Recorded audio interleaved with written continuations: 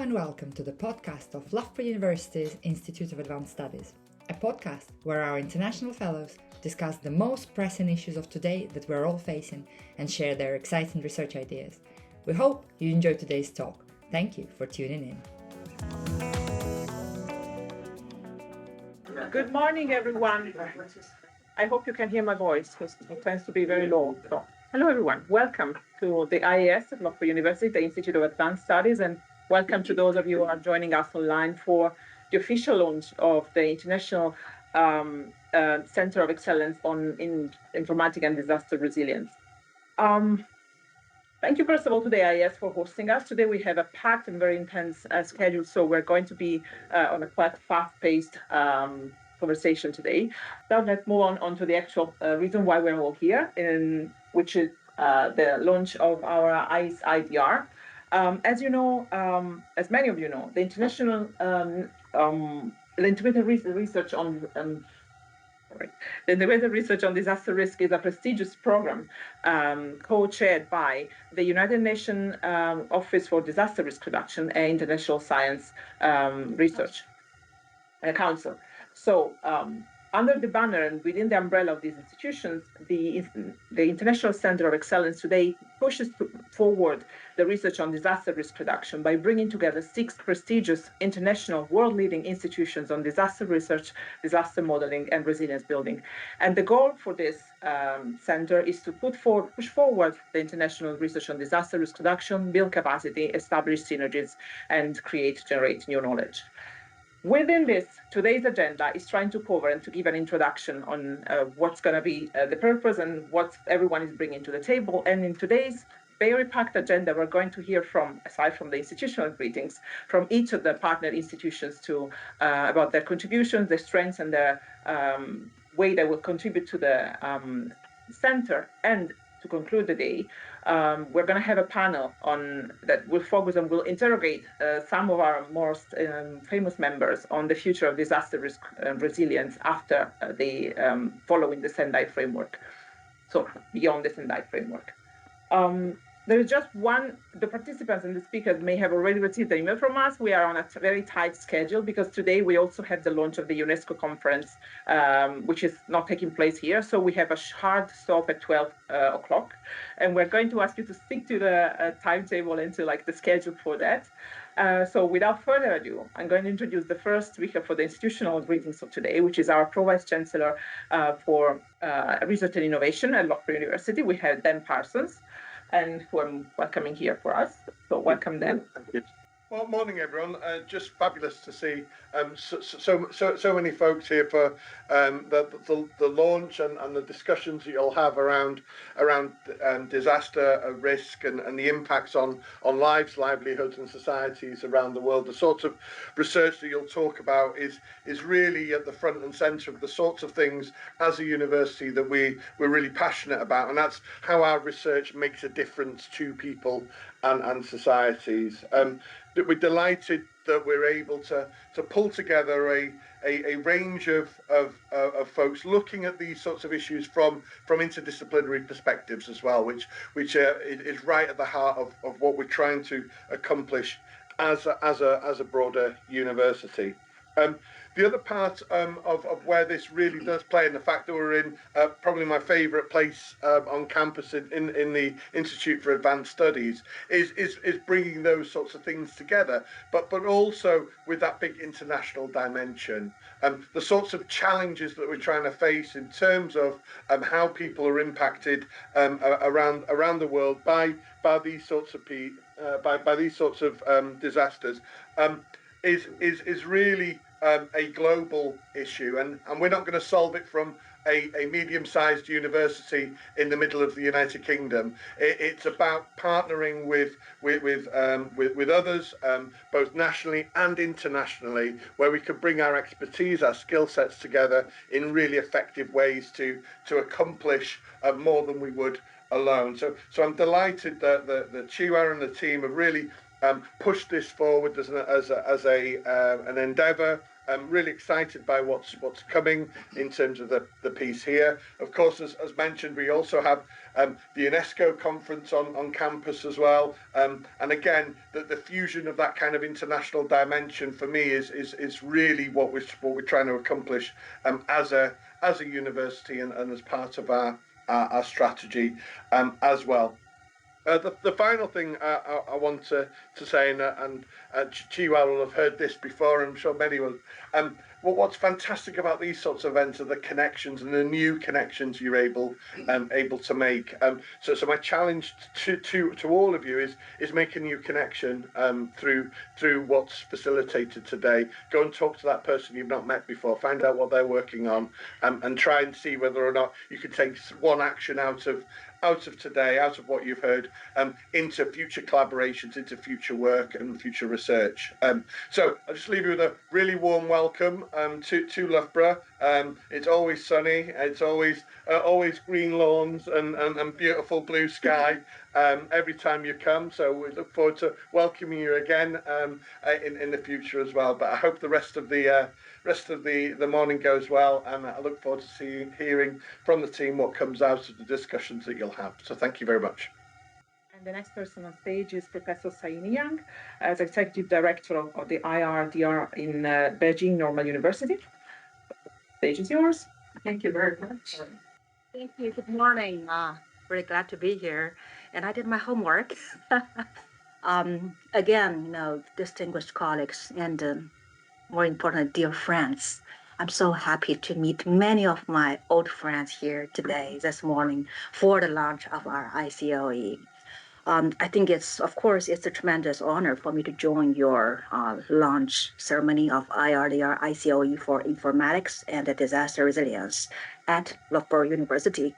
I think this is a proud moment, not only for the Institute, but also for the global community dedicated to create more safer or resilient world. I don't want to mention this frequency and the intensity of the disaster, but I want to address on the cost of life and economics. Frankly speaking, it has reached an unsustainable level. That's why I think IRDR ICOEs are so important, so vital, because you are the agency that is really mobilizing science for reduction DRR practices and policies.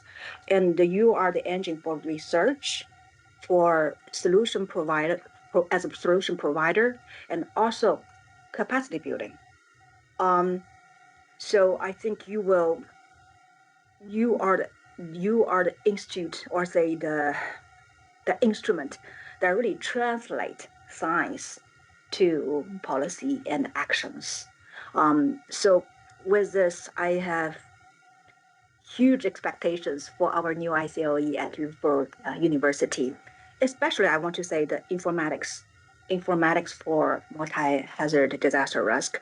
I think this is so uniquely positioned to address the complex challenge at our time.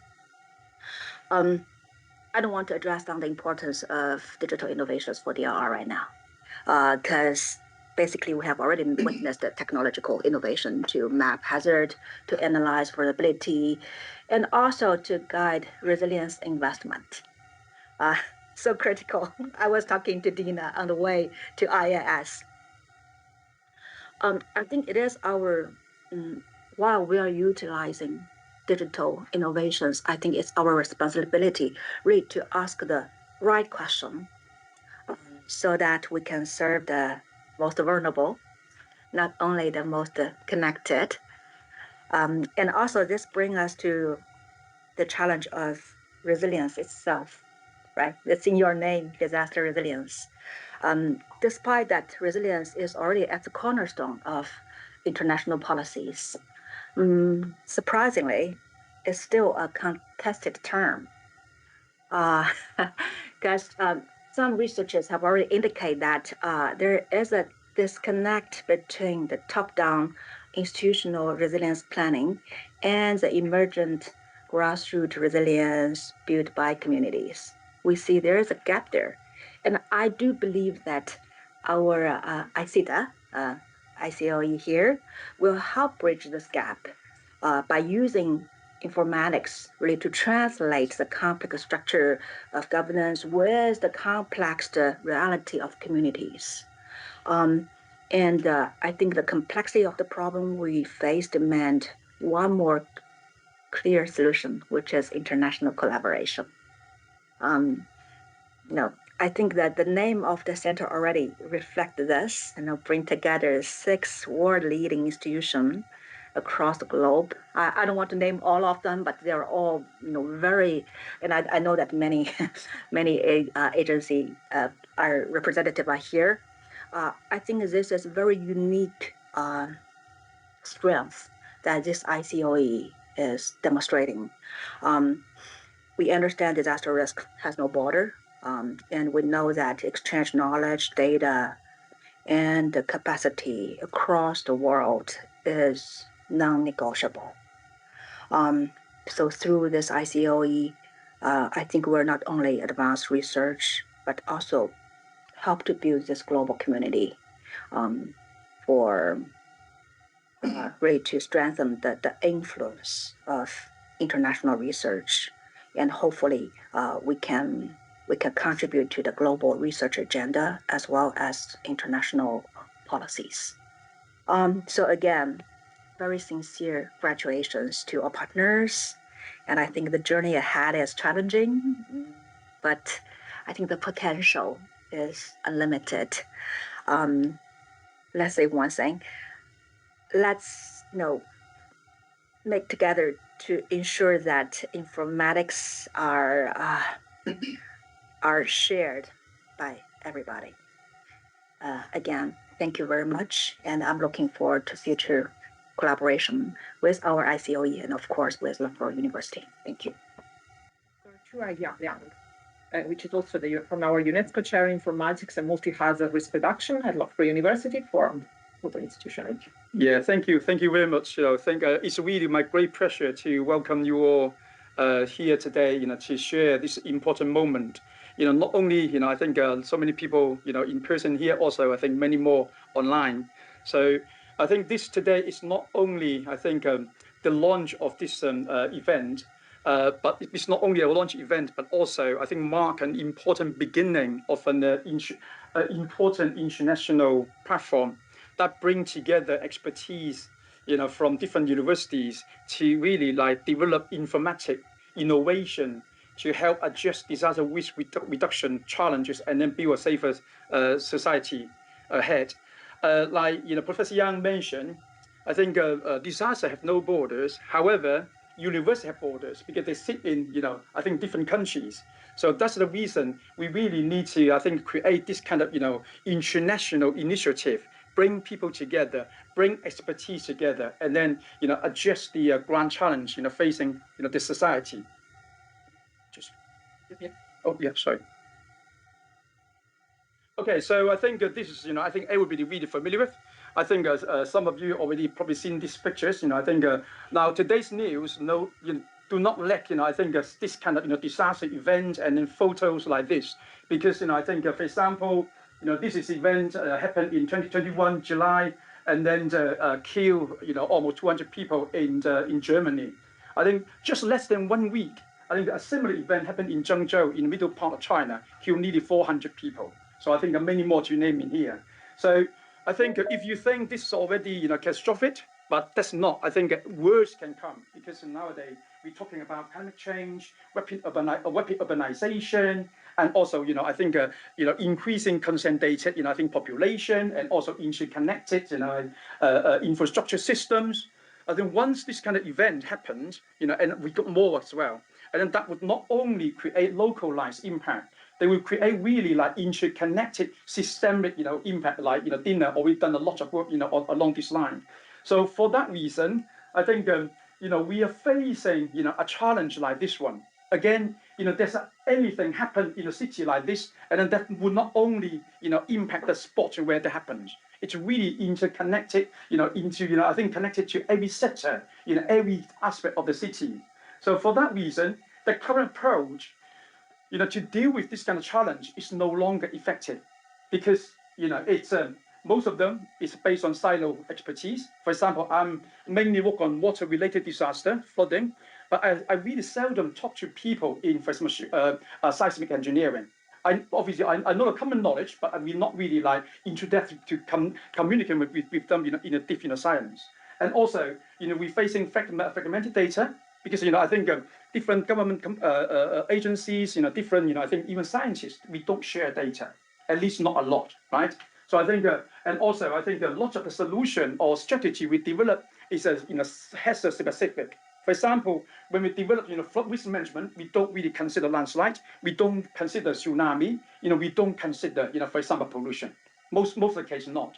So for that reason, this kind of solution may not again effective, for this kind of connected world. So there's a lot more, I think, a kind of challenge ahead. For example, the scientific knowledge and then information that's not really like effectively translated into policy and decision making. So I think again we're facing a lot of this kind of events. And then so now for me, I think the disaster resilience is no longer a kind of I think again single discipline challenge, not an engineering challenge, but rather it's a kind of data information challenge, but how that communicate effectively to different sectors to create effective solution as well. So that becoming a kind of whole system challenge. That's what we say. So obviously dealing with this is challenging. We all know that because our world is random. Even making decisions, for example, when the flooding happening outside, I think I'm sure different people inside this room will make different decisions. For example, if I'm silly enough, I'm going to jump into the water, say I can swim. But people may go to the higher ground. So I think people again making decisions random, and also I think the whole society connected, and then again forming this kind of complicating system risk. So for that reason, we don't really have an effective tool to describe that, model that, and then inform solution again and or strategy. Luckily, we are in a exciting time. Now we have advanced technology coming out every day. So imagine 2 years ago, when we have the ChatGPT, is it 2 years, 3 years ago, and then everything's new, but now it's becoming everybody's daily life. So I think this kind of technology change and create a lot of opportunity in terms of getting data, getting the AI algorithm, and then coupled with the unprecedented computation power, and that make us in a time we can really make use of this kind of technology to help us again better understand, better predict, or better forecast disaster, and then to inform decision. So yeah, so that's an exciting time. So that's where I see that coming from. So I see that I think again it's kind of sponsored by IRDR. So IRDR recognized this importance of this, I think informatics, or digital future, for disaster reduction. So for that reason, they approve, I see that as one of their 17, I think 17, 18, 17 international center of excellence. So we're really proud of that. So I think that would, put up in a great, a platform and then to do something, influential, not only, in Loughborough University, but again, it's nationally, globally. So I think, the mission is that, really we're trying to build a recognized hub, advancing DRR, disaster risk reduction, through digital innovation, international collaboration, and also capacity development, plus, again, influence policy. So I think we have a 4, kind of key objectives, ranging from the research excellence, 5 of them, and then change that into innovative solutions, and then also that need to, come with international collaboration, capacity development, and also again, going down into the impact, on society and also policy, things like that. So we have a range of, this kind of objectives. So I see that it's not only Loughborough. So I see that it's a home for 6 equal partners across the world. Yeah, again, because this is the kind of huge, complex challenge. So that we can't really solve it only in Loughborough. I'm sorry to say that. I know we try to, but we can't really do that. So for that reason, we team up with 6, I think, including ourselves, world-leading institutions, including Loughborough University, Delft, and then Chinese Academy of Science, and then DPRI in Kyoto, and then I think RWTH, Aachen University, and Zhengzhou University in China, so that to combine different expertise again, and then to try to really bring people together, bring partnership together, bring expertise together, and then to really make the best use of digital technology, so that you create better solution, or better strategy for disaster risk reduction. So this would be the range of things we're going to, I think, undertake, under this umbrella. Yeah, I know the time, so I think, so I don't really have time, again, to go through in detail, but, I think we try to, again, cover, from advanced research, down to impact, or policy, influencing policy. That would need help, from UNESCO, I think, IRDR, a range of, partners in here. So looking ahead, so again, this is an exciting moment. Again, I hope this is the kind of beginning of an important international platform that can bring people together. Not only the 6 world-leading, I think, like I said, university, or organization, but widely, I think, across the world, different, I think, researchers, practitioners, and policymakers, and so on, because we again addressing a complex, I think challenge. We need to work together, not only academic, but also different sectors. Thank you very much. Thank you, Chua. And now we move on to the organizational presentation. So we start the member spotlight. Professor Chua Liang. So I think in here, so like, again, I think I see it's a partnership of 6 organizations. So I think I try to present this in afternoon, but I think now I bring it to you here because of technical issue of the Chinese Academy of Science side. So Loughborough University. So we not only, I think, contribute to ICEDA as a equal partner, but trying to also bring in our expertise in digital innovation and then international leadership and so on and so on. So for those who do not really I think familiar, with Loughborough, but actually we are quite famous, right? We are in the Midland of England. We call ourselves, can also call ourselves MIT, Midland Institute of Technology, right?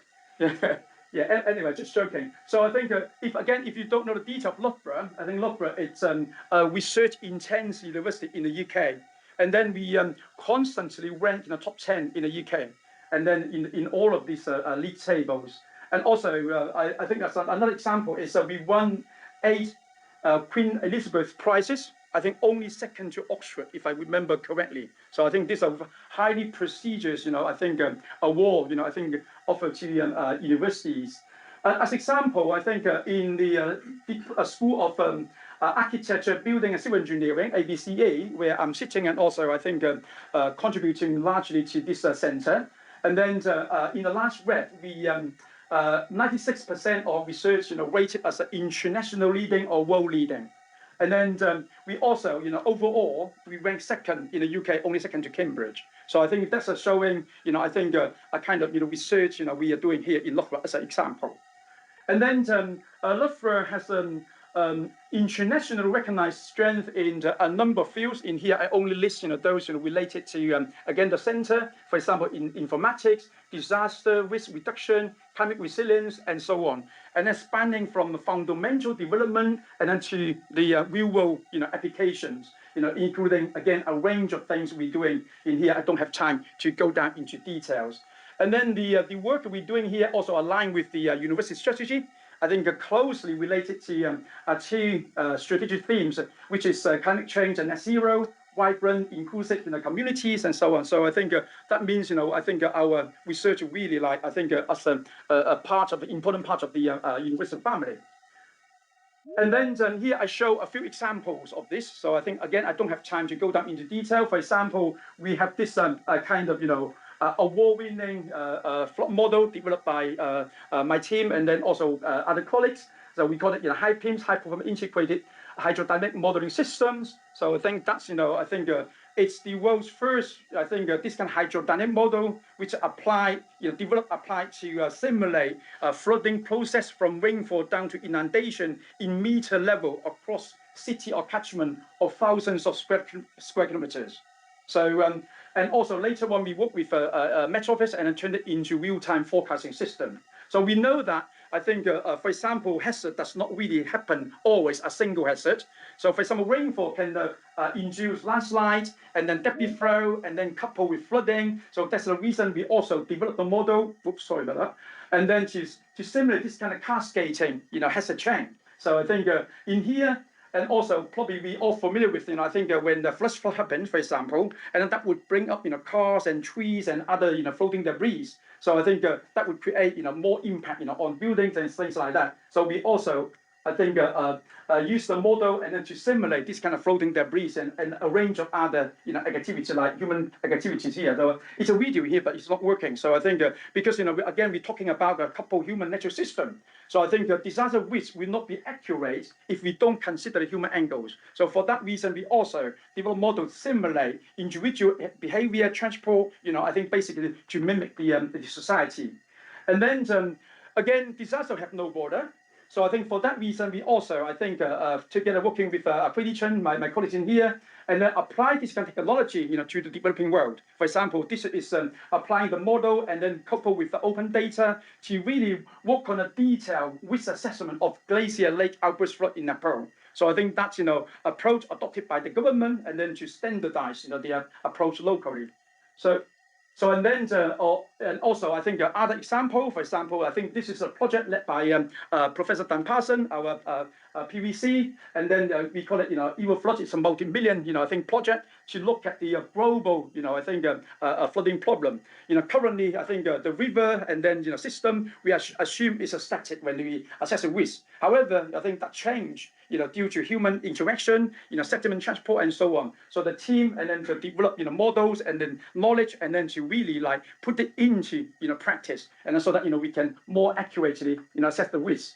So this is I see that the Center of Excellence. So I think it's not only I think on its own, and it's sitting in actually again the university family. So I think now. I think we probably, I think we haven't really formally announced it yet, but I think we have a plan and then to set up an issue of digital futures. So I think that would, provide a kind of, I see that would provide, important pillar and then to, as part of this kind of, I think a future, I think forward-looking or future-looking, I think institute, so that I think bringing more expertise across the university and then to really help address this challenge in here.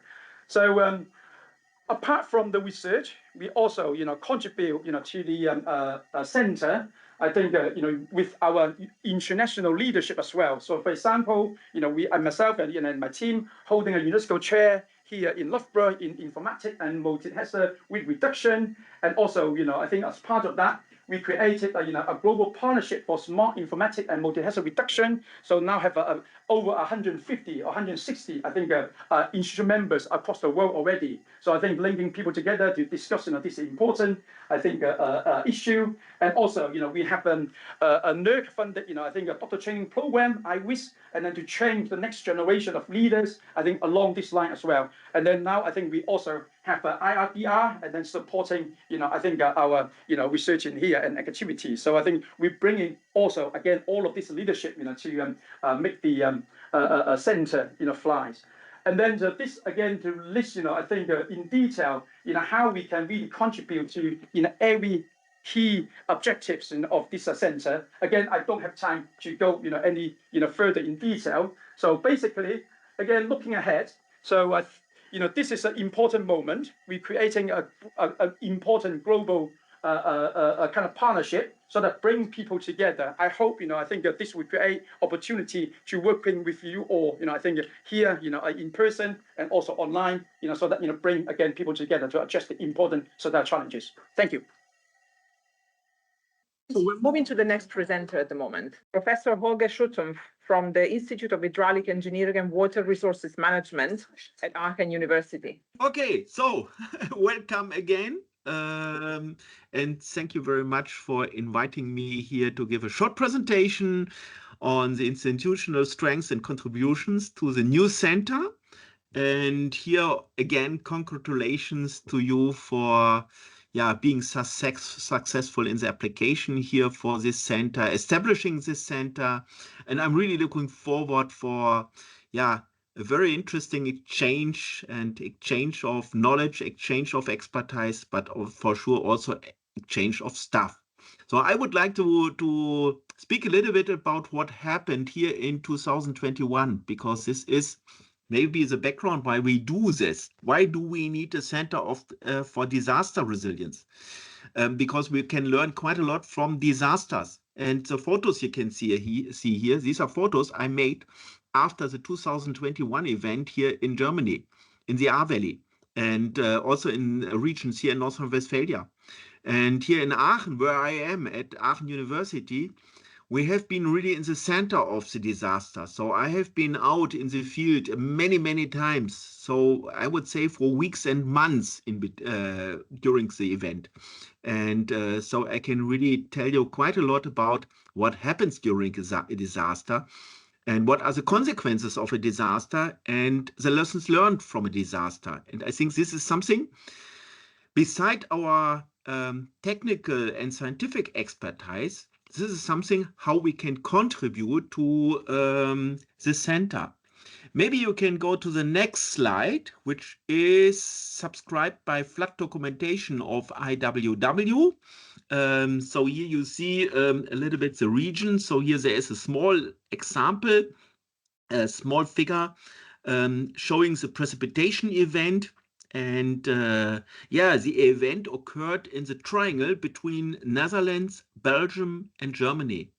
And Aachen is really situated at this triangle. So from my office, for example, I can see the Dutch border and I can see also the Belgian border.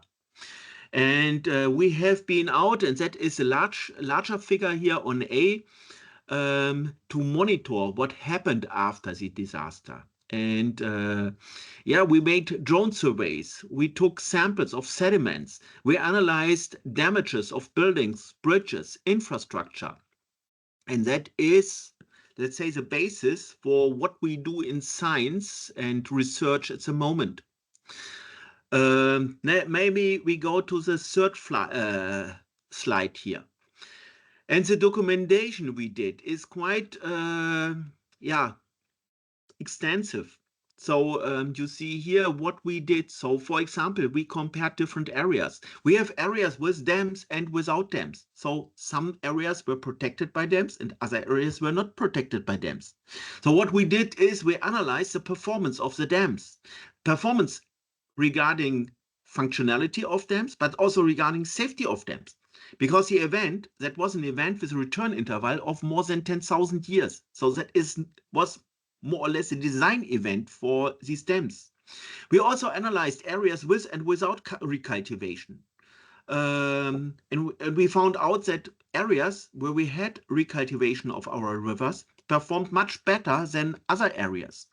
We analyzed the event in the mountain areas as well as in the lowland areas.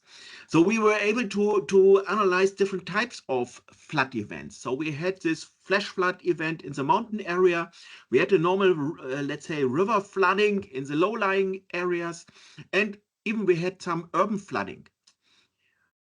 We have a focus on the damage to critical infrastructure. So for example, hospitals, police stations, fire departments, kindergartens and schools, but also other critical and sensitive infrastructures.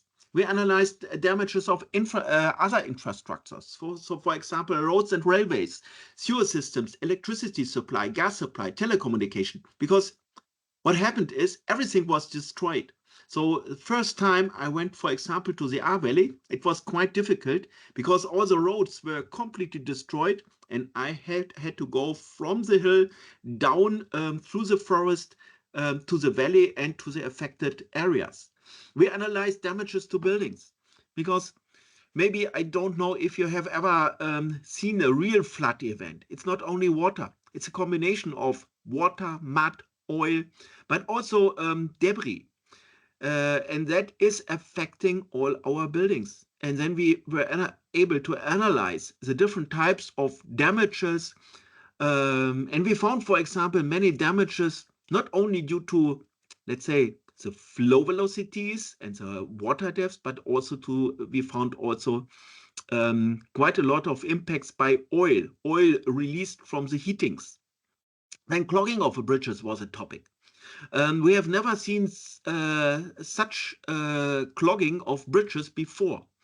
And we were able to attribute something like 2.5 meter more water depths only due to the question of the buildings, the bridges. Just to have an idea, what does it mean, 2.5 meter? That is 1 floor more. So if you are safe in the first floor, you weren't safe in the first floor during this event, just due to the clogging of the bridges. We analyzed morphodynamic processes. So the rivers completely changed their river course. We found erosion, sedimentation, and also contamination due to heavy metals in the water. And for sure, what was also interesting is the question of personal damages, physical and psychical damages. I spoke with many persons who lost really everything, and everything means everything. And that is also something which is quite interesting. So what we have now is we have a lot of data, we have a lot of information, we did a lot of research, and that is something how we can contribute to this Center of Excellence. Here just an overview of some of the topics.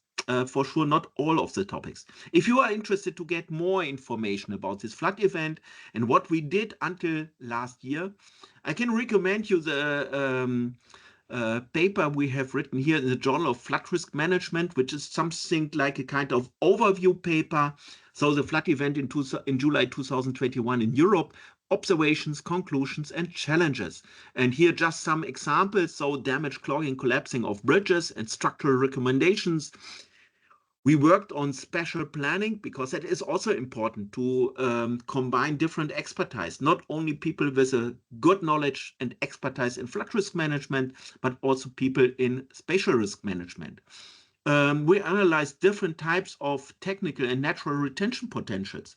Even I have not the time to go here more in detail. We analyzed the social aspects. That is also something which is very interesting. And often I have the impression, especially for an engineer, this has not such a priority. But I can tell you after this event, this has a priority. And I think we have to discuss more also the social aspects and maybe the impacts of the technical aspects on the social aspects. So last slide, conclusions.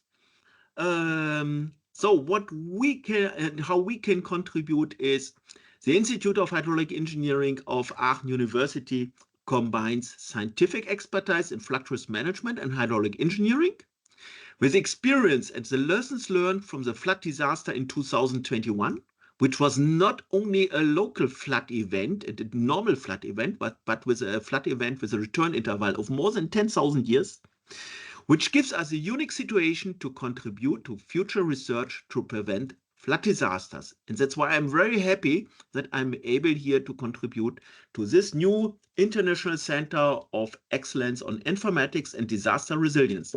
Thank you very much for attending my short presentation.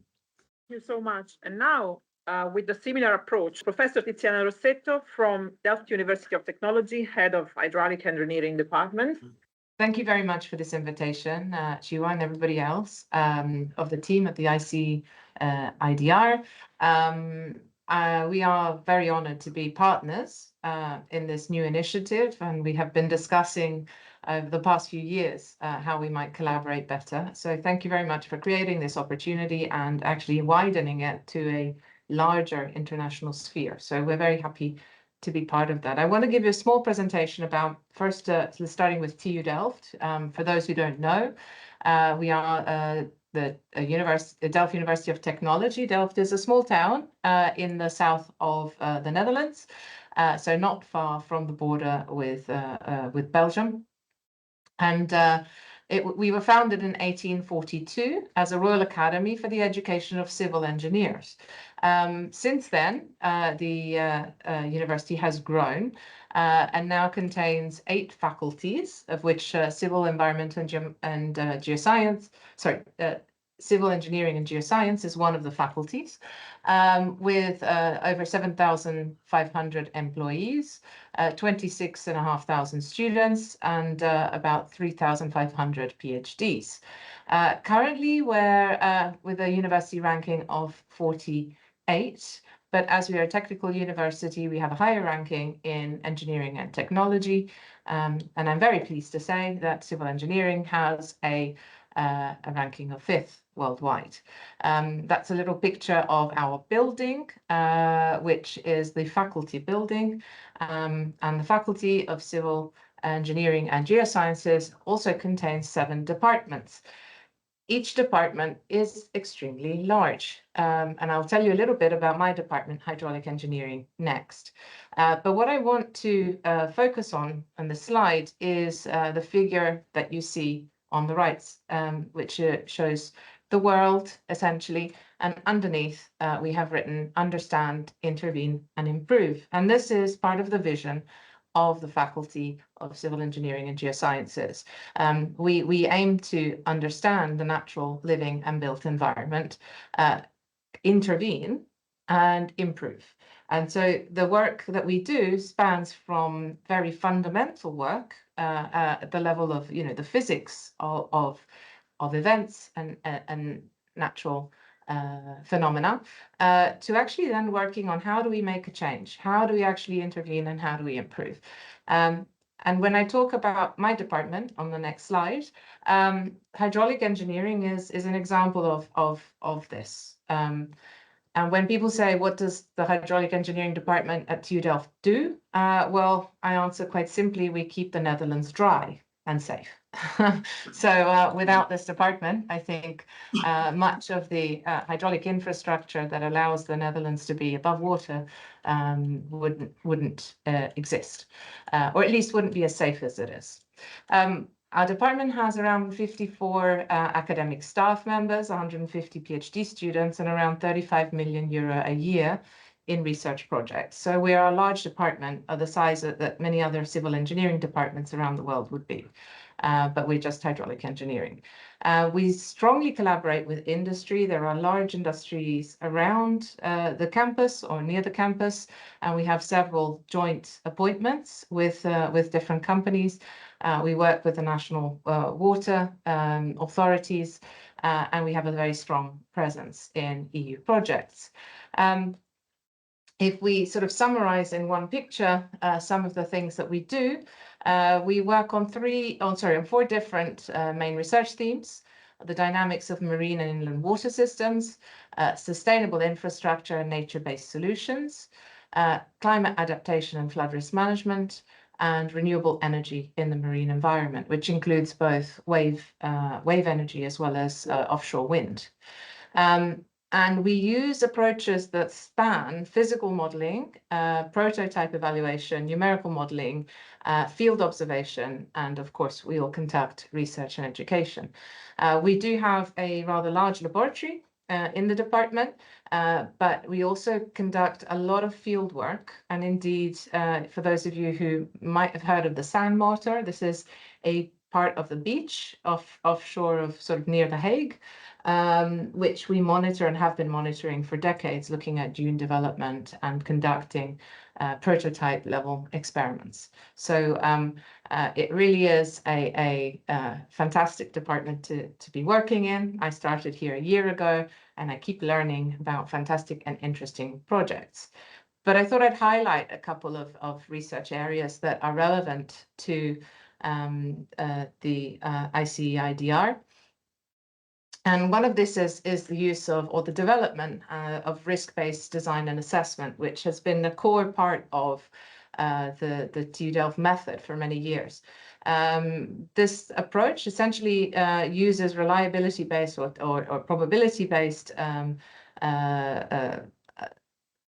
methods to look at things like levees, storm surge barriers, flood defenses, infrastructure, asset management, buildings, amongst others.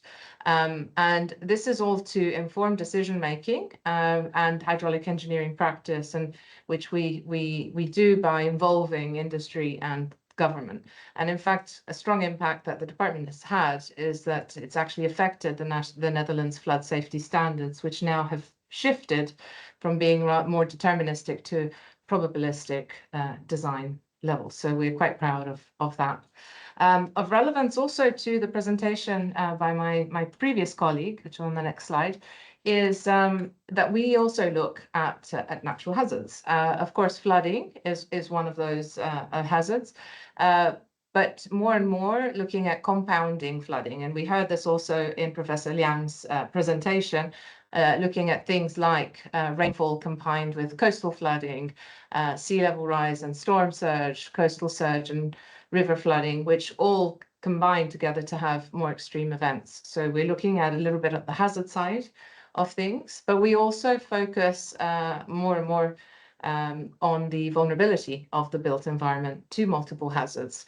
And here the work that we conduct actually extends a lot further to looking at, for example, hazards like earthquake and tsunamis, earthquakes and floods and debris, and a number of different types of infrastructure like bridges, but also offshore wind farms is one of the areas that we work on.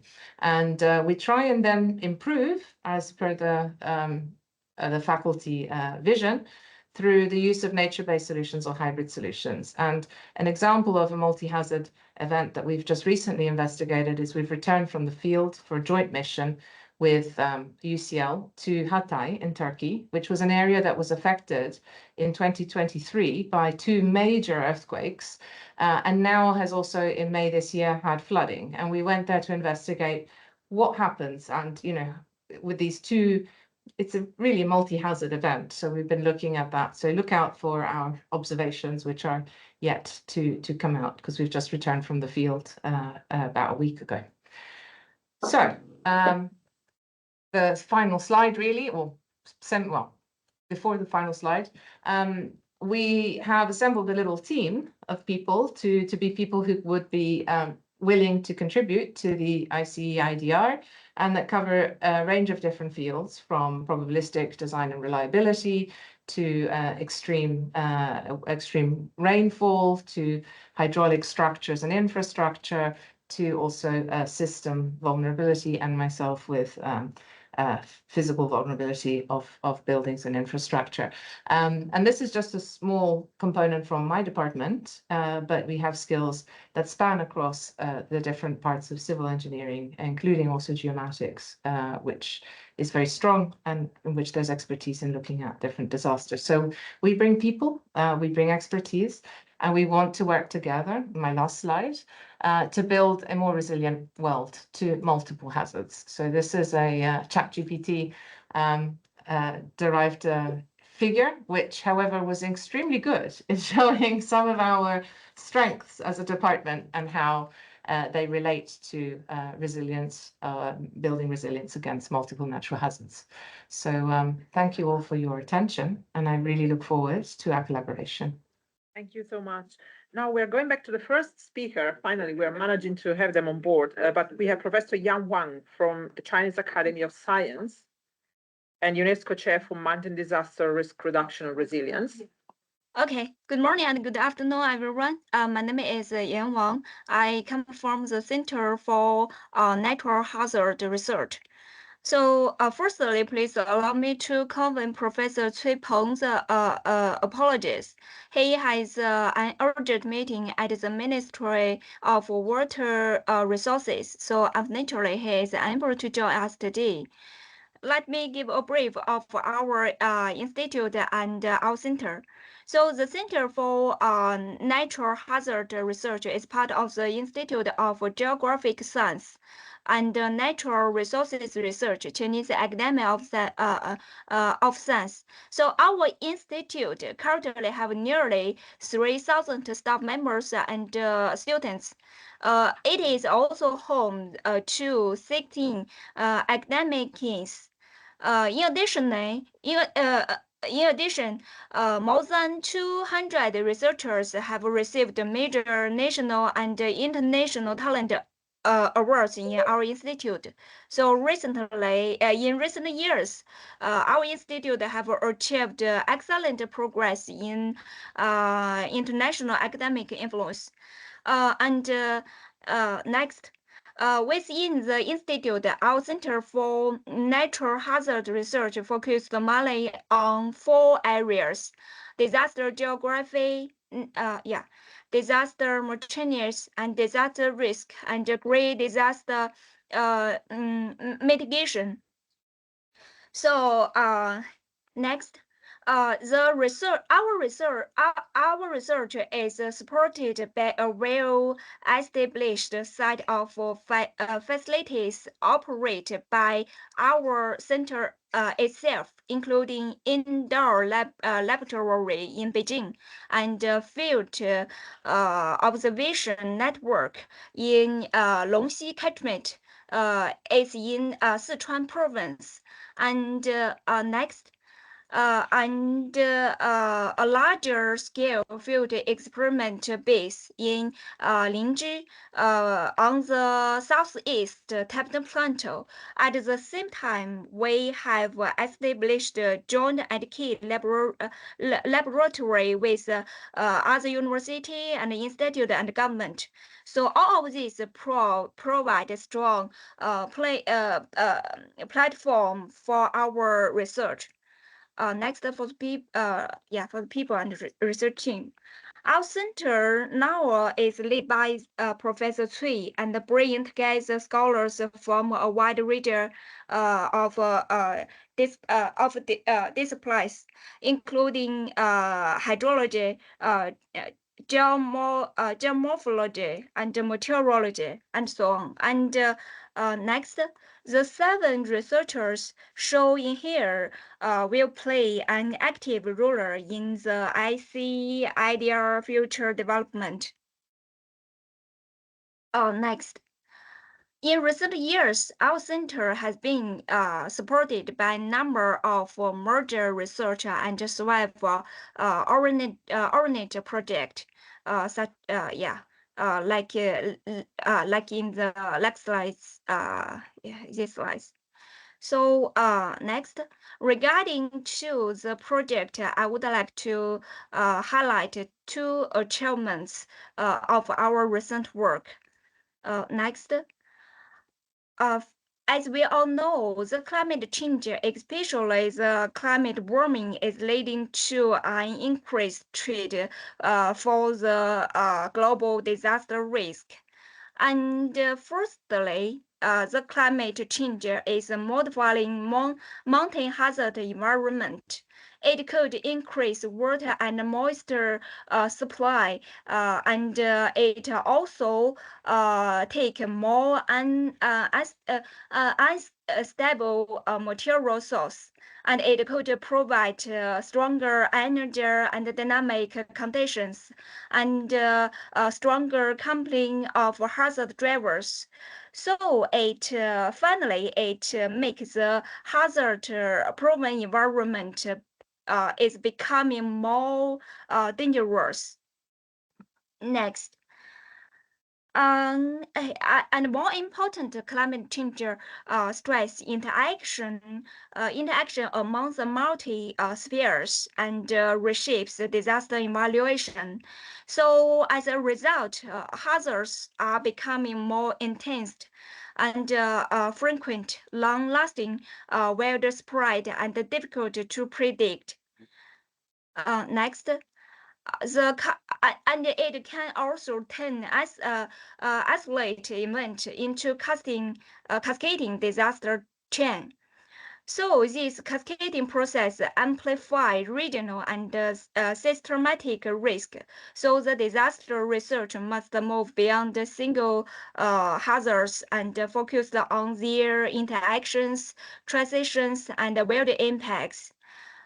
Okay, next.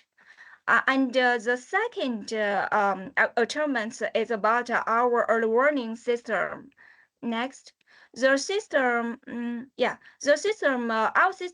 includes 5 conducted models, an environment database, weather forecasting, hydrological modeling, hazard process simulation, and risk warning. Next, the model strength is about its full process simulation. Instead of relying on only on rainfall thresholds, it follows the full hazard chain. Next, for important those different models are integrated into one framework, real-time weather forecast driven hydrological and slope field models, and which then supported hazard simulation and dynamic risk analysis and warning. So next, there is a video. In this slide, in here you can see our system has also been development into a real-time numerical simulation and monitoring platform. Next, compared with other approaches, this system moves from the threshold-based warning into process-based forecasting, and from hazard prediction to risk forecasting. So it can provide more accurate location and generate risk information without no hazard seeds. Next. Since 2022, our system has been applied in many regions, and it has ensured successful several debris flow warning and flash flood warning. So it is now helping protect tens of thousands of people from the disaster. Okay, next. Looking ahead, we believe our center can contribute to ICIDR in five main ways.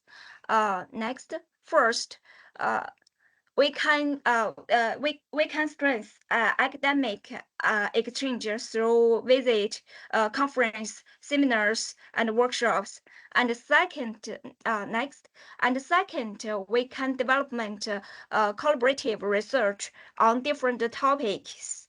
And our center already have experience in international cooperation through joint laboratory and collaborative project with other countries. With other countries. And next, third, we can promote joint graduate training. And fourth, we are willing to share our research platform, including our field observations. And finally, we hope to work with ICIDR members to development international research programs. Because recently Professor Cui led an international program on resilience for emerging disaster risk. This project addressed the complex and cascading risk intensified by climate change and human activities. So we warmly invited ICIDR members to join this program. Okay, that's all. We are looking forward to working close with all of you. Thank you. Thank you so much. And now the final member spotlight of the day, which is from Zhangjiu University. We have Professor Hongyuan Fang, hopefully they're online, the Dean of School of Water Conservancy and Transportation. Yeah, so I'm Yifei Zong, so assistant professor at Zhengzhou University. So unfortunately, our dean, Professor Hongyuan Fang, he's not there, so I'm on his behalf. So let's start. So dear colleagues, ladies and gentlemen, good morning. So today we gather to witness the official launch of the ICIDR. So on behalf of the School of Water Conservancy and Transportation at Zhengzhou University, I wish to extend my most sincere gratitude to the IRDR International Program to Loughborough University as a host, and to all of our partners, the Chinese Academy of Science, Delft University of Technology, Aachen University, and Quito University. So the establishment of this center marks a new starting point for interdisciplinary disaster risk reduction. It embodies a shared conviction that the science of informatics can empower risk governance, that the pathway from research to policy can be opened, and that together we can advance the implementation of the Sendai Framework for Disaster Risk Reduction and the United Nations Sustainable Development Goals. So next slide, please. So first of all, please allow me to briefly introduce our institution. Zhengzhou University is a national university under Chinese Project 211 and double first class initiatives, placing it in the top tier of the country's higher education system. The university ranks number 203 in the US News Best Global University and has established partnerships with over 200 university and research institutions across 53 countries and regions. And next slide, please. So our School of Water Conservancy and Transportation was originally founded in 1959. Over 6 decades, it has grown into a distinctive academic community where multiple research fields converge. So our school now consists of 5 research institutes: the Underground Engineering, Disaster Prevention and Control Research Institute, the Water Safety and Water Resources Regulation Research Institute, the Hydrology and Hydroenvironment Research Institute, the Hydraulic Structures and Materials Research Institute, the Road and Bridge Engineering Research Institute.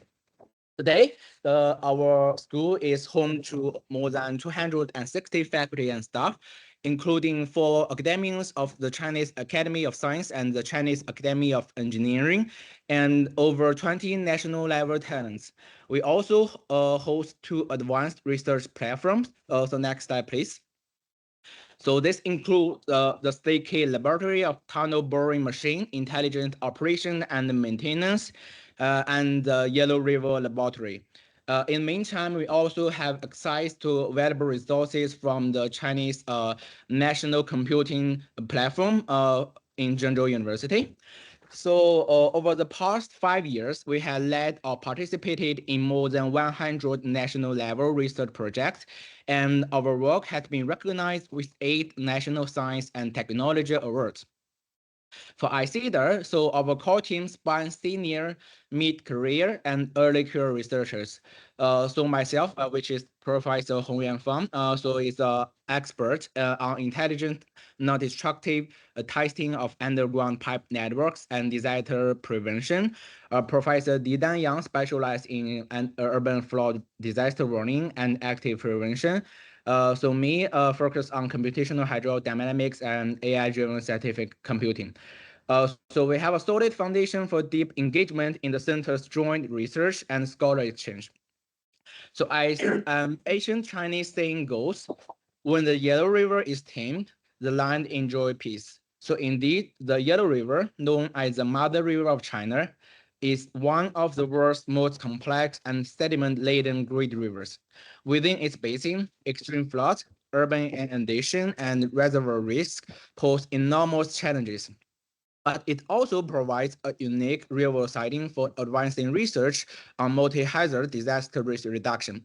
So building on these sightings and decades of hands-on practice, our research features 3 highlight directions: infrastructure, safety, and non-destructive testing, flood risk management and river basin system resilience, engineering composite materials, and structure performance enhancement.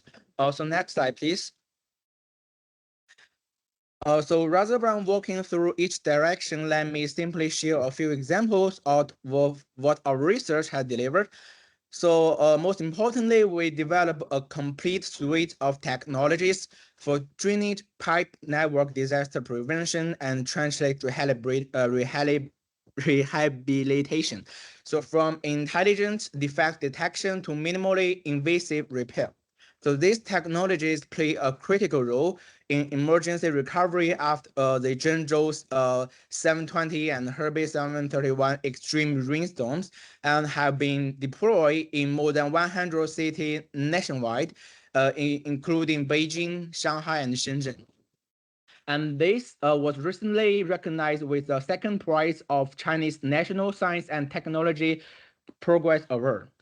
And also to address low probability with high consequence dam failure events, so we developed an interval-based dam break flow loss assessment model, quantifying life, economic, and environmental losses and both and deep uncertainty. This work has been incorporated into an official bulletin of the International Commission on Large Dams, providing a unifying international standard for dam break consequence assessment. We are also actively developing digital twins for urban campus scale flood under the supervision of Professor Qiu Hualiang. So looking towards the action plan for the center, especially the phase 2 from 2026 to 2030. Next slide, please. Our school will advance the center's development through 3 stages. So first, it's a platform building stage. So we will working with our 6 partners to refine the center's governance structure and secretariat operations. So we will sign cooperation agreement and initiate preparations for the first round of joint workshops and collaborative funding applications. And in parallel, we will begin to connect our research with each other's platforms, such as applying Loughborough University's HiPIMS model to real-world scenarios and case analysis from the Yellow River Basin. Our first cohort of jointly supervised doctoral students will also commence during this phase, ideally. So second, in the project implementation stage, so our commitment will move into routine operation. We will normalize scholar-student exchange, dual supervisor doctoral training, and two-way visiting fellowships for early career researchers. Building on this, we will work with all partners to grow the center's early career researcher network into a genuinely global community with regular online seminars, joint publications, and working groups, so that young researchers are not only participants in the center, but co-creators of its agenda. We will also host annual hands-on training program in Zhengzhou for engineers and practitioners, but hopefully this with priority places for participants from low-income and middle-income countries. In the outreach and impact stage, we will consolidate these efforts into global public goods. We will deliver a standardized case library built from our post-disaster investigations, including the Zhengzhou 720 extreme rainstorm. We will document not only the hazards, but what worked and what failed in emergency response. We will release selected tools and models as open sources and establish demonstration projects in the Yellow River Basin, and refine the center's integrated technologies and real operating conditions.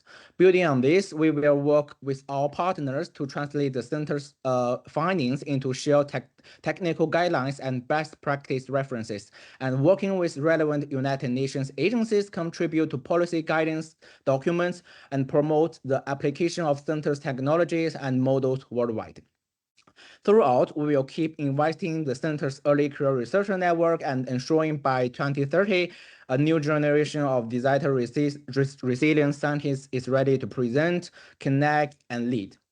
So ladies and gentlemen, so building resilient cities and river basins is a task that no single country can accomplish alone. ICEDAR builds a bridge that is truly one of a kind. It connects data and models with frontline emergency decision-making, linking the laboratory theory with engineering sites, and bringing together frontiers of disaster risk reduction from different institutions. Going forward, our school will engage with all of you in an open, pragmatics, and long-term spirit of deep collaboration, using informatics to empower global multi-hazard risk governance and working together to build a safer and more resilient world for all. In closing, I wish the launch ceremony of ICEDAR a complete success, and I wish every expert and colleague the very best in your work. Thank you, guys. That's it. Very much. So we've completed the panels, the presentations for the morning. We're going to move on to the panel. Welcome back to the final session of the launch of the center. I'm Professor Ksenia Chmutin. I'm director of the Institute of Advanced Studies, also associate vice chancellor for Impact and Internationalization, and in my spare time, a professor of disaster studies at the School of Architecture, Building and Civil Engineering, together with Chihua and Delante. And it's my absolute pleasure to chair this panel discussion today. So I've got a fantastic panel.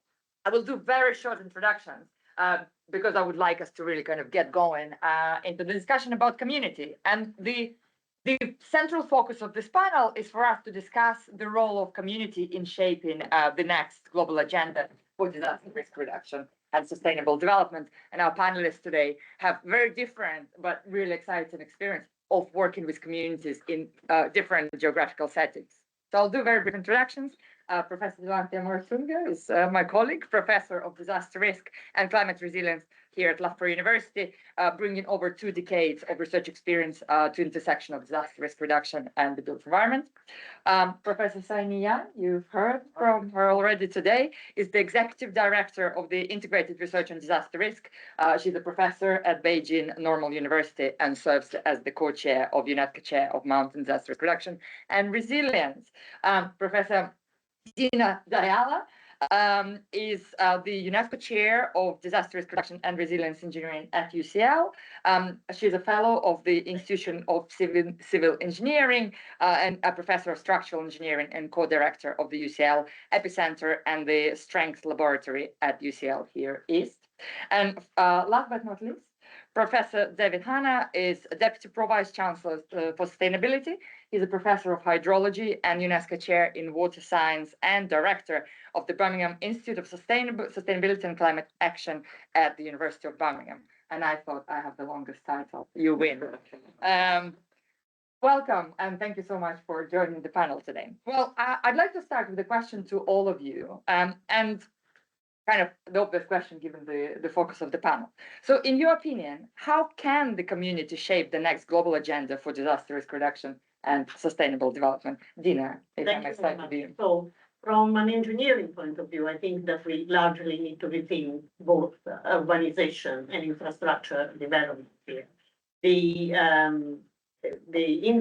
construction industry accounts for more than 1/3 of energy and carbon energy emission, of which are more or less half are in the use of the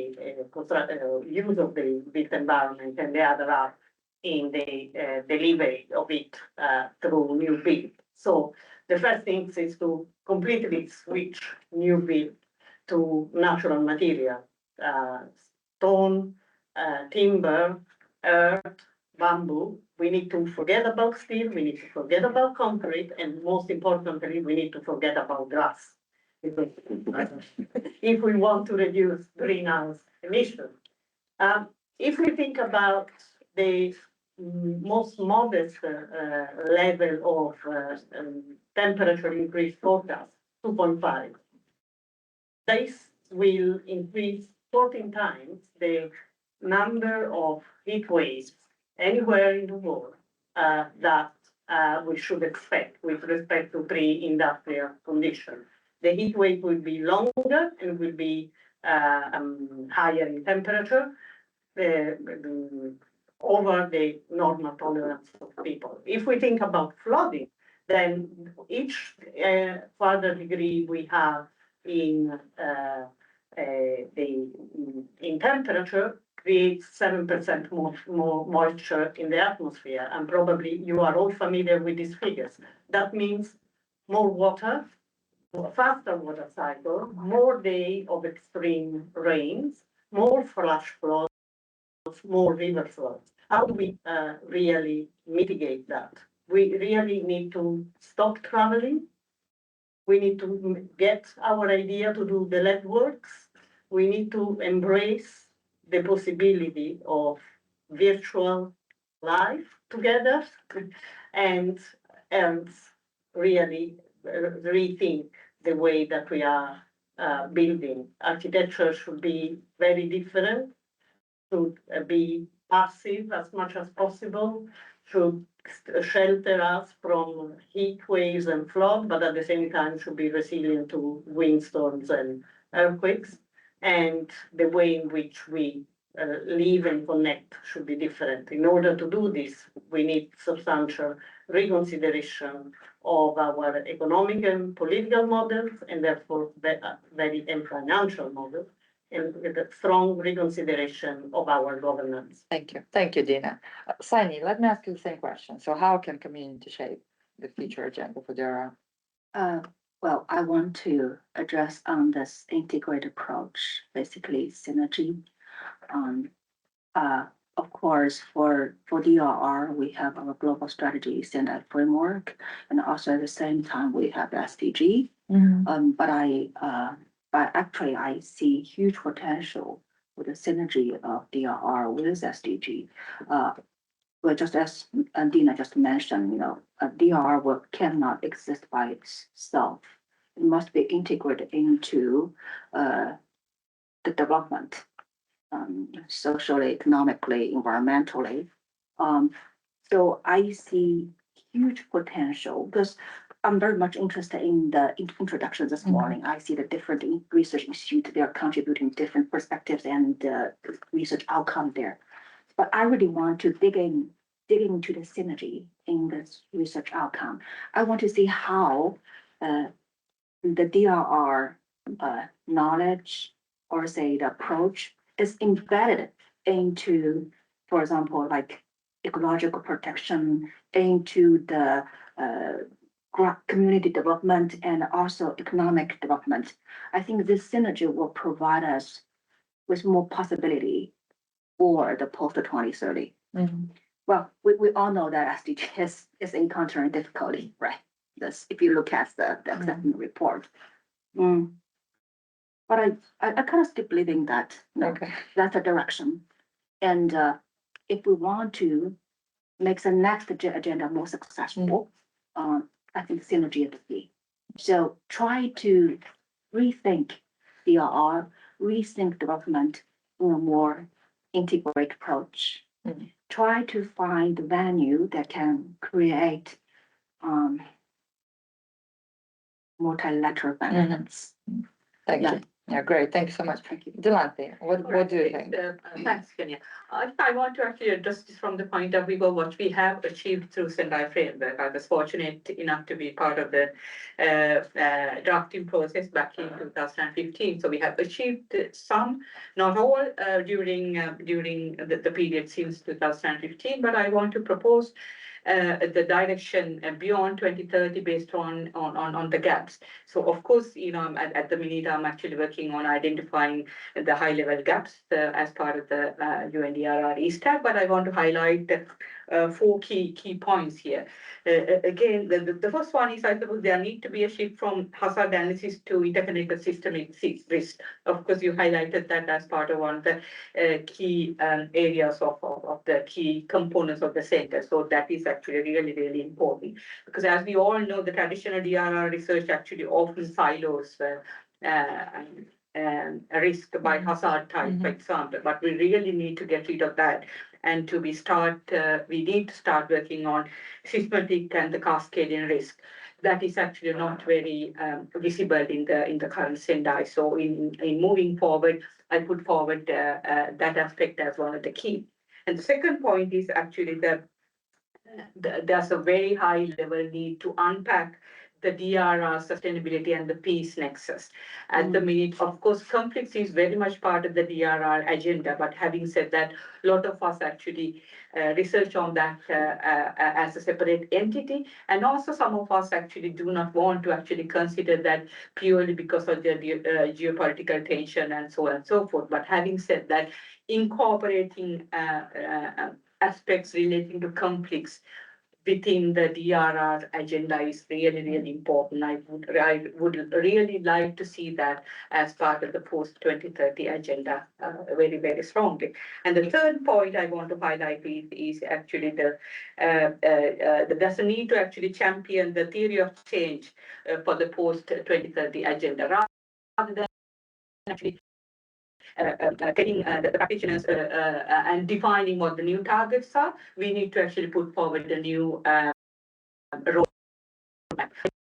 Identifying what are the key components that they need to be concentrating on. Again, bringing in the systematic risk, the conflicts, and the nature-based solutions, all these aspects. So I think that is really important. That is the third point. And the final the key strategic point that I really want to see is the formalization of science policy and society interface.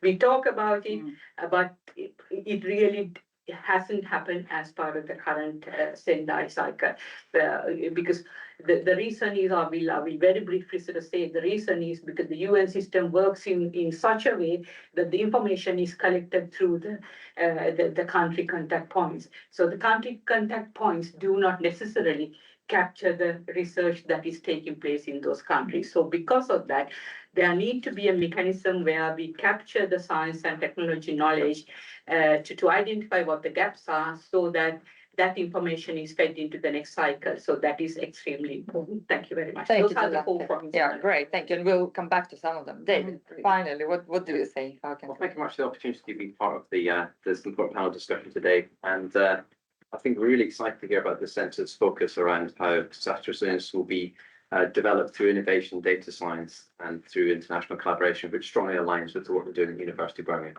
I'm very much looking forward to engaging in the initiative.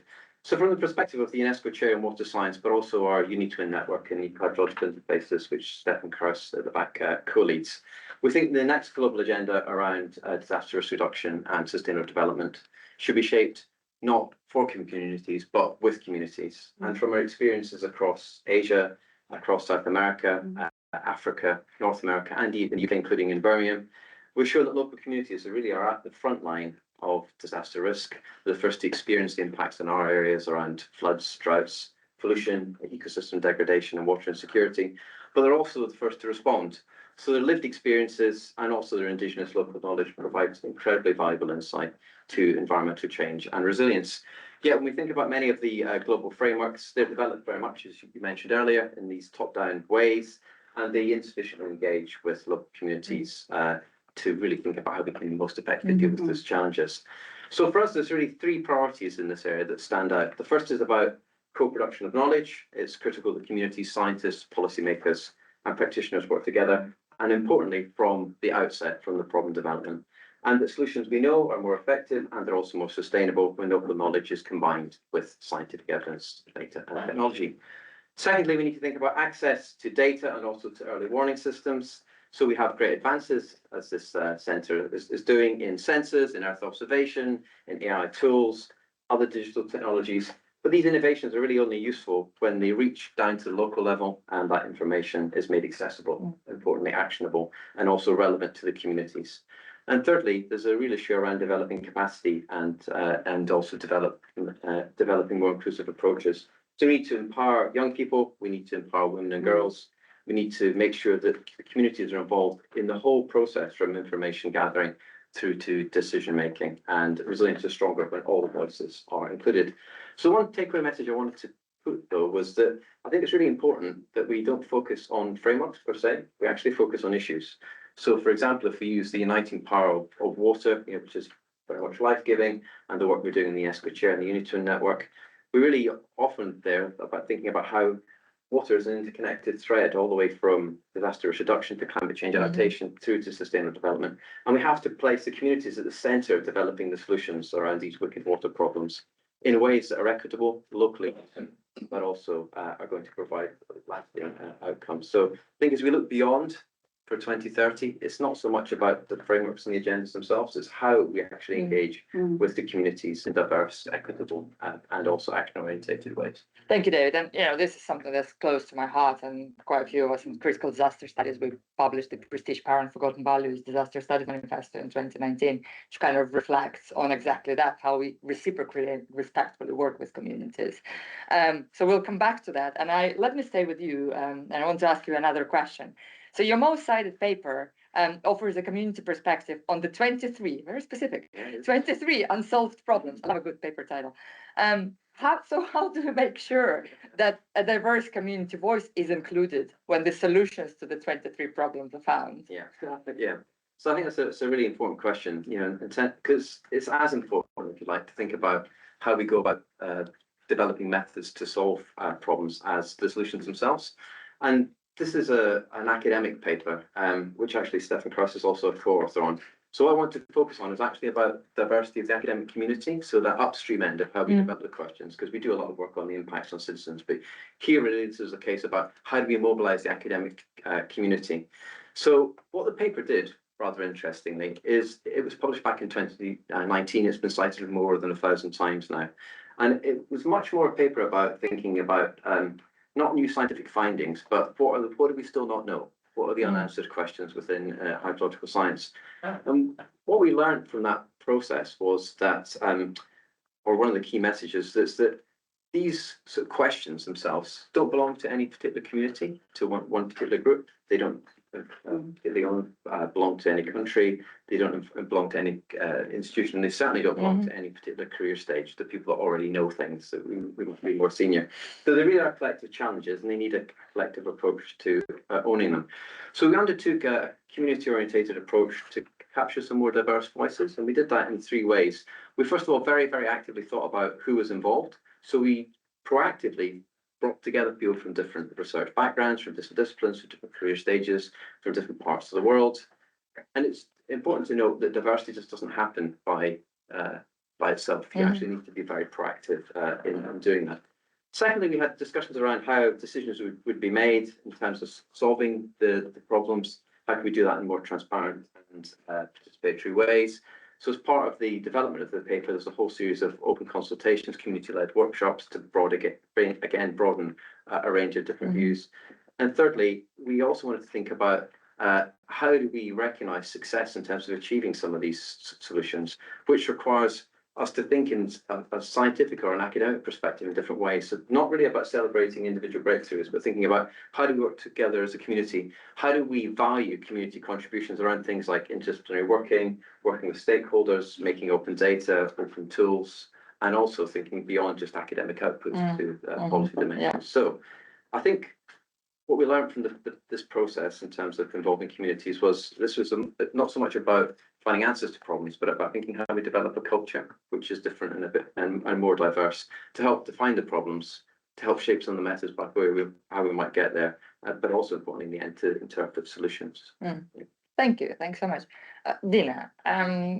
Next question is for you. Something to build on David's, but something we've also been talking with you for many years, and this is this kind of with or for community dilemma, if you wish, right? So how do we make sure that resilient engineering is done not for, but with communities? You know, what needs to change in our approach? Well, just building up on what David just said.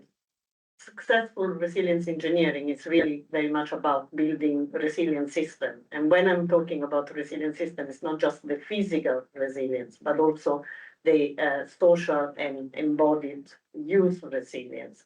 And this system functions because people use them reliably. And they use them reliably because that practice of use is embedded in their culture. And here I'm using culture in the widest possible acknowledgement of the word. Therefore, if we look at how we go about creating resilience, so we always start from the point of view of assessing a situation, yes? And then as engineer, we say, okay, there is a problem, let's fix it. Now, why the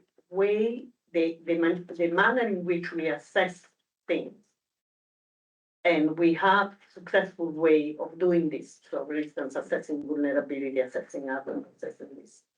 The best lessons learned should be as widely as possible disseminated and learned.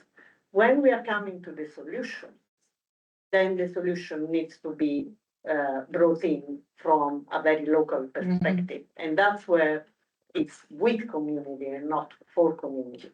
Of course, some of the culture needs to be embedded into the assessment phase, because otherwise you are leaving behind important elements that might help you to find the solution.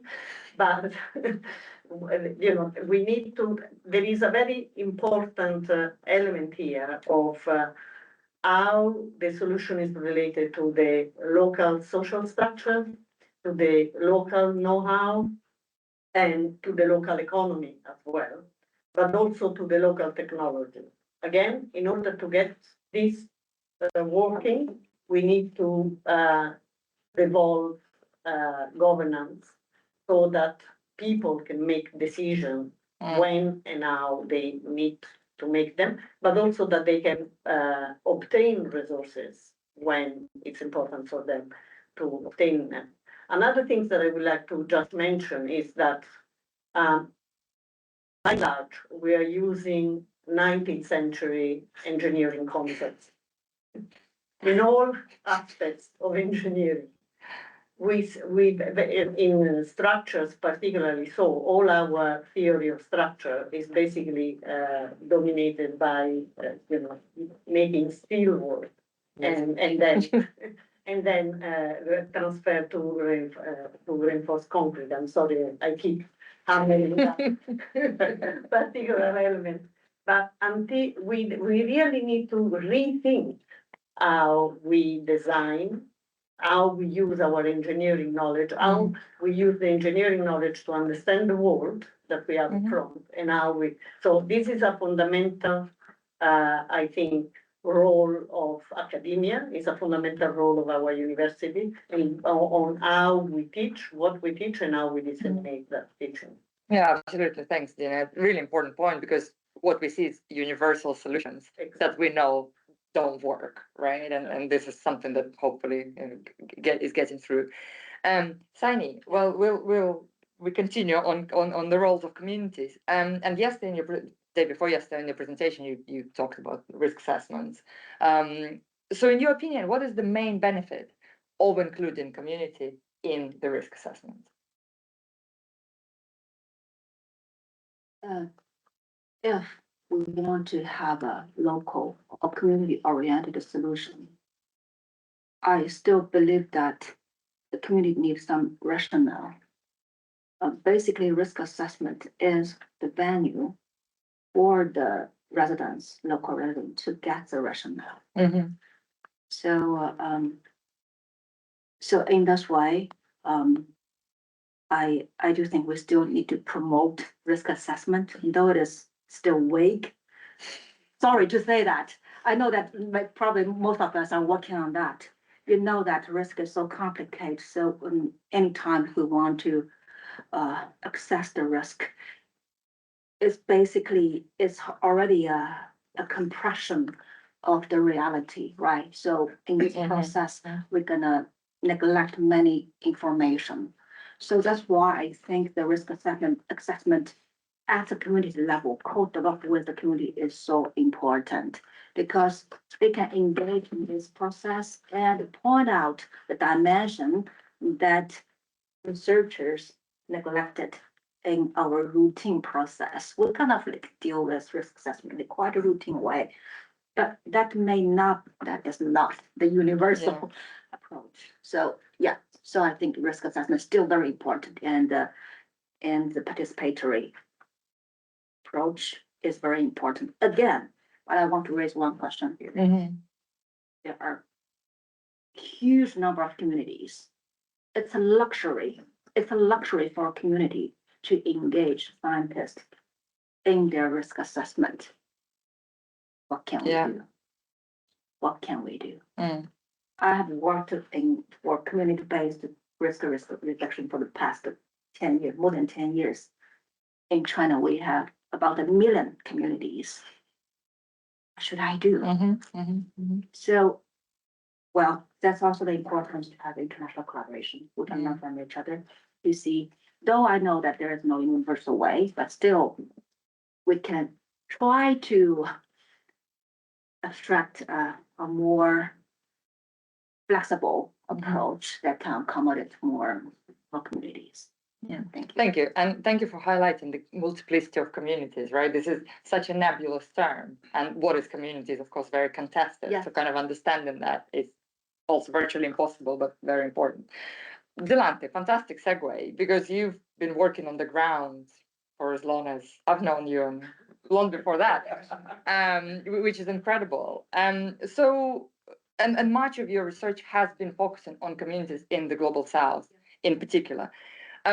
But very often we see this as the lessons, I use quotation marks here, from the global north are basically being helicoptered into the global south as, again, the kind of universal solution, right? So in your opinion, what can we and our communities learn from the global south? Good. I think that there's quite a lot that we all can learn, and of course, I say that with great pride, being a person who come from the global south in the first instance. So I have actually identified 4 key areas. It doesn't mean that there are only 4, but some very, very important points. The first one is, I suppose, the decentralizing the community-led early warning systems. Whereas in the global north, we actually rely on heavily sort of multi-million-dollar satellite systems, complex algorithms, and so on and so forth. But in countries like Bangladesh and Indonesia, there are kind of very revolutionized storm response systems where they rely on actually conveying the message through the decentralized system. So that actually works very, very well. So in that sense, I suppose the lesson to learn, the lesson that the global north can actually learn from that perspective is actually, in my perspective, that the high-tech data is actually useless if it doesn't trigger immediate trusted local action. I think that is really, really important. And also, sort of the global needs to invest in community-level social networks. In my view, I think that they're there, but they're lacking comparing to the extent of global networks that you see in the global south. So particularly in the community-led early warning system. So that is actually the first one that I want to highlight. The second one is the importance of indigenous and generational ecological knowledge. David actually touched based on that. But in my view, the modern Western DRR heavily privileges based on short-term historical data and Western scientific models. I think it is could well be a controversial statement to make, but well, I'll do it anyway.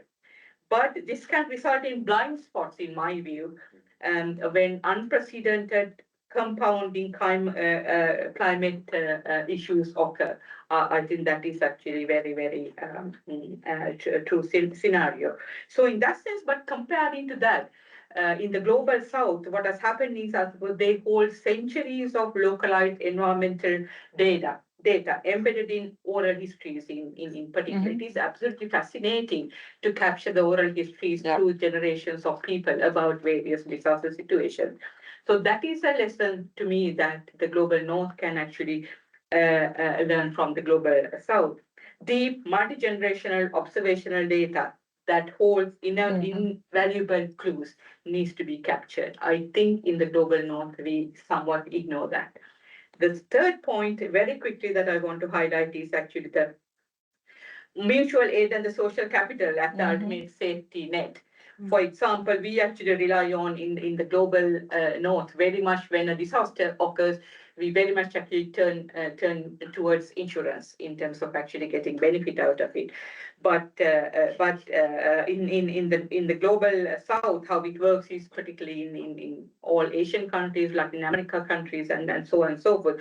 The main focus is actually the social capital, the trust, the tight-knit community networks. It is actually the primary survival mechanism rather than insurance. So just promoting that concept without just straight away jumping onto insurance mechanisms is actually quite a good dimension I want to highlight. So the lesson in that perspective is actually the importance of social cohesion and the neighborhood trust that to say that it will save lives. I think we can highlight that. But the fourth one, I'm not going to go into a lot of details because of the time, Shania, but it's the importance of low-tech nature-based solutions for infrastructure, whereas in the global north, we very much rely on linking with the engineering perspective, grey infrastructure. But why don't we actually apply the nature-based solutions? And I have seen some absolutely fantastic examples in very poor countries in the world where I have traveled. So I think, again, there are a lot of colleagues in the audience who do research in this area, but we really need to capture that in great detail. Thank you. Super fantastic, Dante. I think particularly the point of insurance, we already see in the global north, fewer and fewer people being able to access insurance. So, that problem is definitely rapidly moving. We're discussing that coming. But no, what else is there to discuss, right? Amazing, thank you. And the final kind of, I guess, statement I would like you all to make, or to give us some hope for the future. Very brief statement. So to all of you, what for you is the most important, the most critical item on the agenda for disaster risk reduction and sustainable development that absolutely cannot be ignored if we are to meaningfully work with communities? Saini, I'll start with you. May I shift to the turn? Because I really need to think about that. Sure, yeah. This discussion, I think I need to rethink. You've changed mind. Then I'm Delante. Because I've just come from the UNDRR meeting that was held in South Korea, where we actually deliberated on the use of AI in DRR. So in that sense, the statement that I want to very much want to make, and I really want to see that embedded into post the 2030 agenda, is AI. I'll read it out for you. AI brings real potential and is undeniable, but it carries equal real risk that we must actively confront and are too dangerous to ignore. The answer is not to reject AI, nor the question whether AI belongs in DRR. The question is how it is used, who shapes it, and whose interest it serves. That is what my statement is. Yeah. Going beyond 2030, which is really, really important, because I have actually said at my team, we have actually identified there are so many gaps in capturing particularly the knowledge from the global south, and I really don't think that they represent in this decision making based on the AI, but we really need to bring that equation into the debate. Yeah, you're absolutely right, and there is particularly so little known about inclusive DRR in the context of AI. That So is why I said that I really want to see that happen. thank you, David. Yeah, so maybe unsurprisingly, if I have to pick one, it would be sort of around water security and resilience. Yeah. So if you must, water sits at the heart of many disasters and risks, of course. And as Peter mentioned, with climate change, the water-related risks are becoming more frequent and they're becoming more extreme.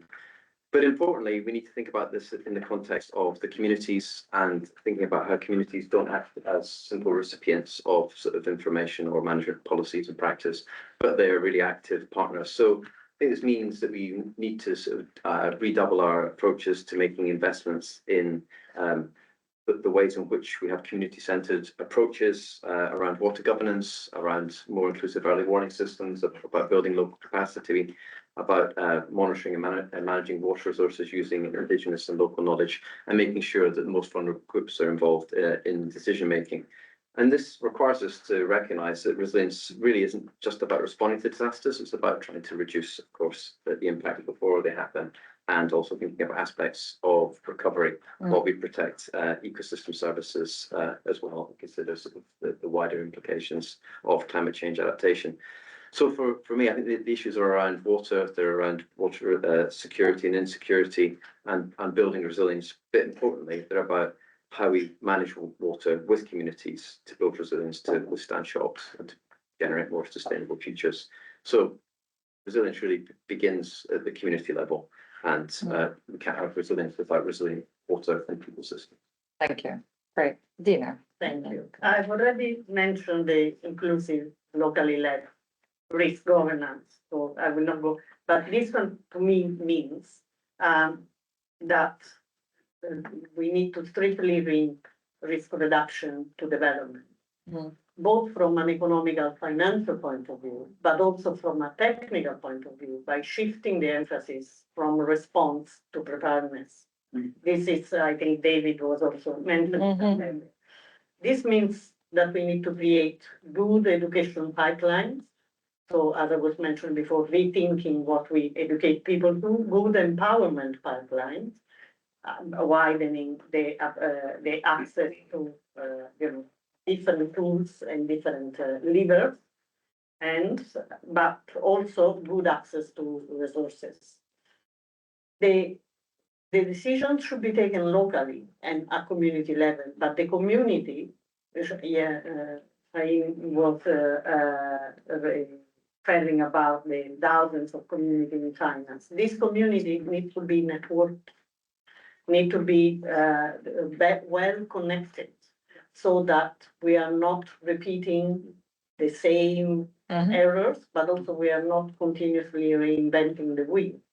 And AI becomes fundamental to this possibility of actually delivering that connection if it is sufficiently locally controlled, not if it's in the hands of Microsoft and Google. So we learned today, Microsoft. exactly. Look at how successful they are. Think about it, you know. Well, otherwise, again, it becomes another monopoly. It becomes another way of, you know, imposing cultures from high level to down level instead of the other way around. Very importantly, to prevent this from happening or to try to shelter communities from this happening, we need very good legal framework. And I think that the UN and the UNESCO and the UNDRR should actually work on building up these legal frameworks from the global to the local and the other way up.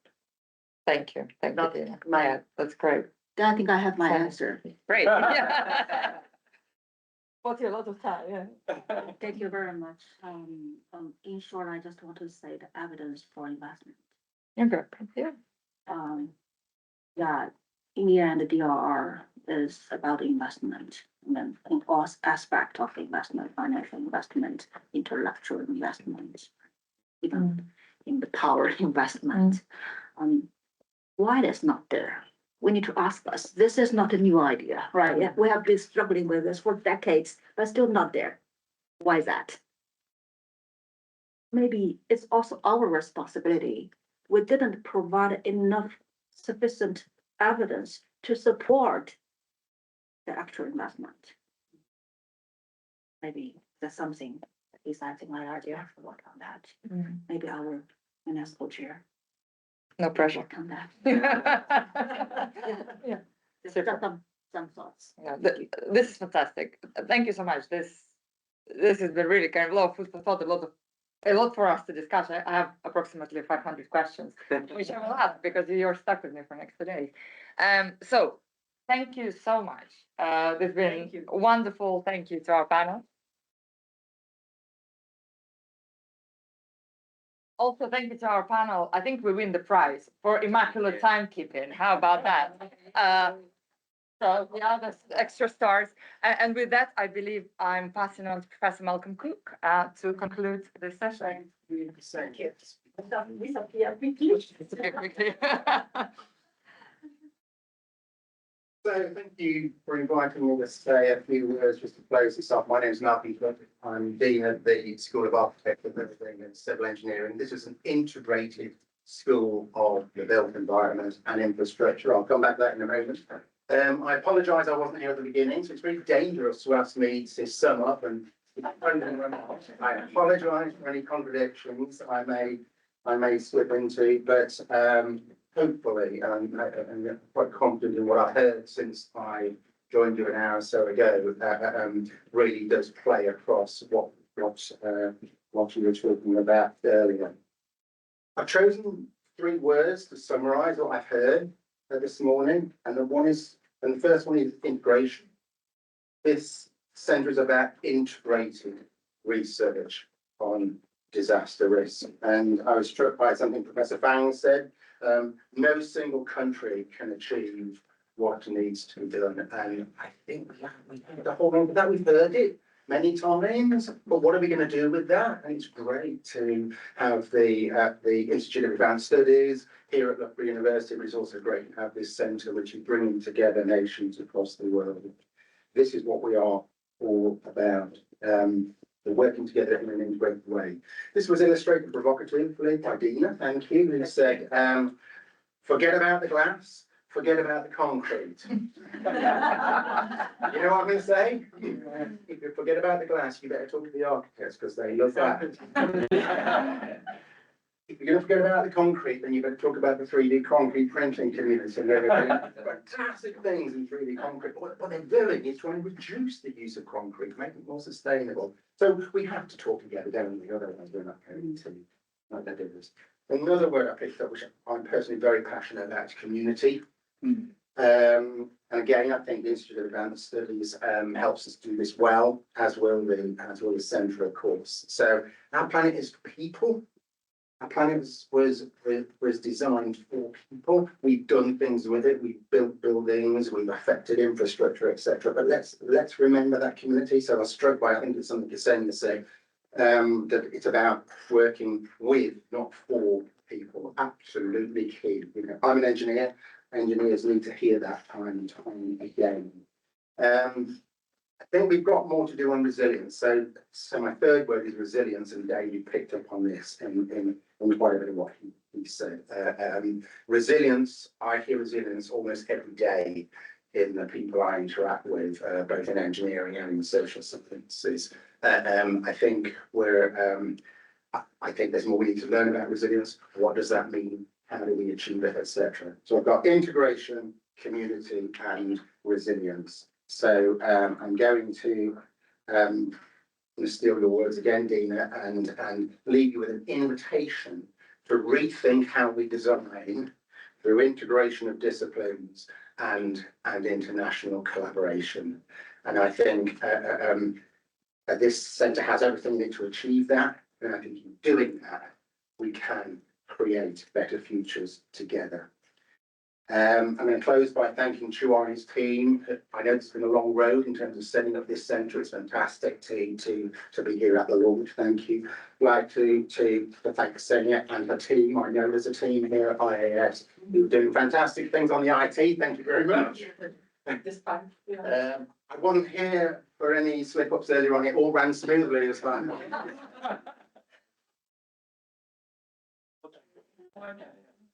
So yeah, and of course I thank our panel just now for a very thought and provoking and focused discussion. Thank you all very much for being here. It's been a great event. Thank you.